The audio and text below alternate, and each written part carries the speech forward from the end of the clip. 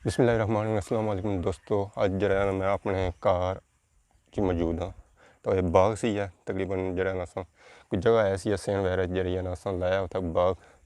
तो चलो मैं असा कोई इसमें विजिट करी क्योंकि तुसें पता है ताज़ियाँ सब्जियां ने कितने फ़ायदे। एक तो इन्हें कैल्शियम बड़े होने ते नाल ताज़ियां होनियां, पानियां दी कमी जी पूरी होनी है। तो वैसे बाजारें जड़ियां सब्जियां लभदियां ताज़ियां नहीं होनियां, काफ़ी जड़ियां मतलब दिहाड़ियां नहीं होनियां। इत्थै जड़ियां घर जड़ियां ताज़ी सब्जी होनी है तो पैसे की बचत होनी है, नाल ताज़ियां मतलब हरियां हरियां जड़ियां सब्जियां खाने मिलियां।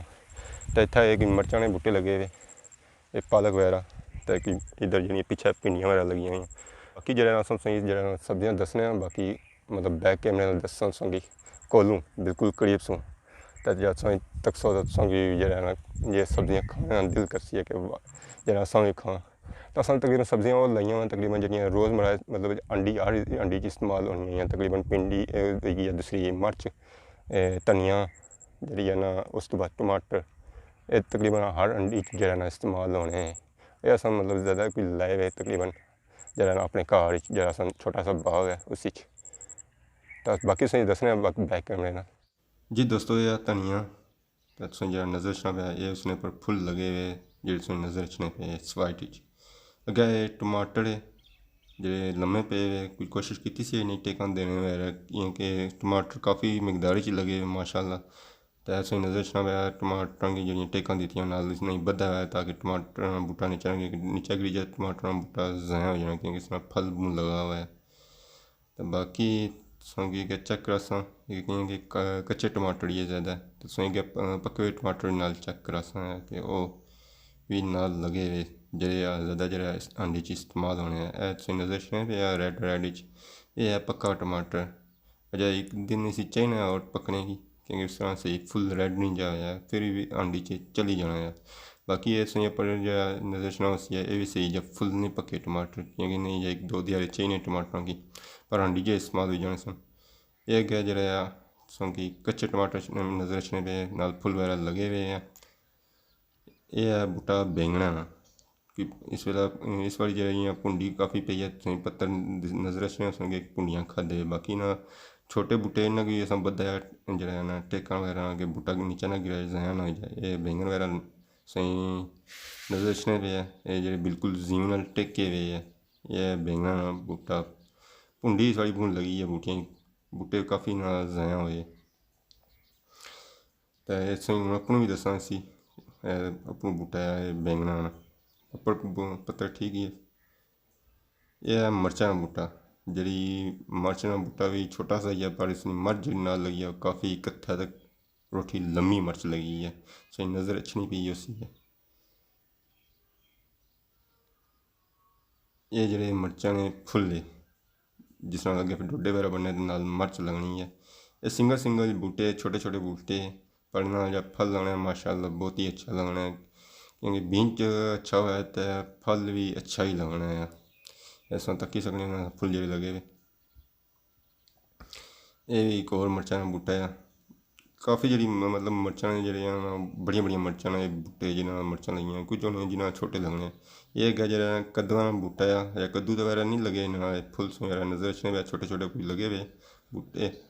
ये सब्जी वगैरह फुल इन्होंने ना पत्तर जरा होना काफ़ी बड़ा होना नज़र भी अच्छा होती है, पत्तियां बिचू फुल जरा ना वो अप्पड़ आए हुए उबड़े हुए सही नज़र अच्छा पे उसी। ये मैंने अपनू ओवरऑल दसिया है सुनगी। यह है भिंडी ना बूटा, जैसे डोडे वगैरह बनते हुए भिंडियाँ ने, यह भिंडी नज़र अच्छी भी उसमें काफ़ी बड़ी भिंडी है ना। ये भिंडी ने पत्तर वगैरह संगे भी नज़र अच्छे पे है। काफ़ी धुप्प है इस वे गर्मियों से मौसम है पता ही है। तो मक्खियाँ वगैरह भी जड़े इस वे बैठियां हुई ना बड़े। ये भिंडियाँ ने छोटे छोटे बूटे। यह करेले ना बूटा, इस नाल भी फुल लगाया करेला अगर नज़र आया तो कोई वो भी माड़ी तो दसा यार। ये बेल है, ये इसकी बेल होनी है। ये इस वे जी तुत्ता बचड़ी है क्योंकि असं इसी टेक शेक जा नहीं दी है। कोई छोटा एक करेला भी नज़र आया जिस नाल फुल भी नाल लगा हुआ है तो करेला ही अगे तैयार हो सी है तो जिसे अस खाई तो खासा आ। ये अगे जी है सनिया आ, सरियां का साग अक्सर लोग वगैरह जो है पसंद करने सुका साग भी है। उस तो बाद जो है इसी सरियां लस्सी वाला साग काफ़ी लोग जरा ऐसी खाना पसंद करने हैं। ये जी सुन नज़र अचनी पी है बेल, ये है तोड़ी नहीं, इस नाल फुल वगैरह लगाया हुआ है। सही नज़र अचना उसी है पीले रंग ना एक फुल है, ये बड़े एक बेल होनी है तोड़ी नहीं। हाँ ये तोड़ी नहीं फुल है, ये सही नज़र अचना उसी है। इस नाल जब फल वगैरह नहीं लगाया, जब लगाया तो संगी ज़रूर चेक करा सा फिर दोबारा नई वीडियो बनाई थे। तो इसमें पता वगैरह ठीक ही है सी, जब पुंडी वगैरह नहीं सी लगी है तो सन एक नज़र चेक करो। उस बाद उसकी गोडी छोटी नहीं हुई है कि काशा इसी पिया हुआ है काफ़ी, या किसी जड़ी जड़ियाँ नहीं है ज़रूरत का नहीं। यह धनिया फिर सही नज़र चना भी उसी है पुदी धनिया, ये है देसी सरा इतना एक साग होना है जिसे आने बत्थे न साग, ये भी काफ़ी जो अच्छा साग होना है। काफ़ी लोग जो इसी भी खाना पसंद करने हैं तो बाज़ारों में मिली जाना है। उस तो बाद है पुदीना, पुदीना जिसे पुदीना वगैरह भी आने इसमें कावा शावा भी लोग बनाने पसंद करने के, बुखार वगैरह गला खराब है तो इसमें साफ़ हो जाना है।